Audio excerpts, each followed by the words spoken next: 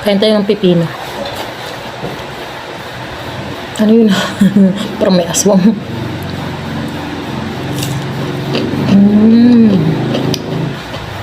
Ang sarap. Salo siyang sumasarap dahil sa sausawan kasi masarap din.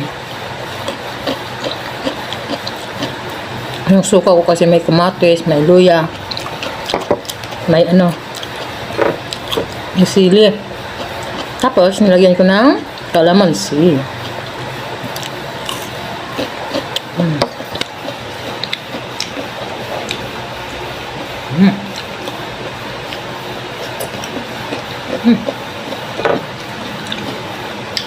Ang sarap.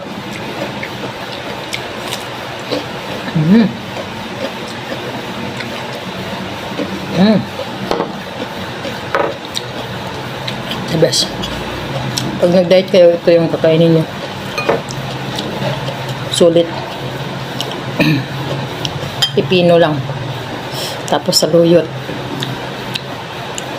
Busog ka. May gamot ka pa.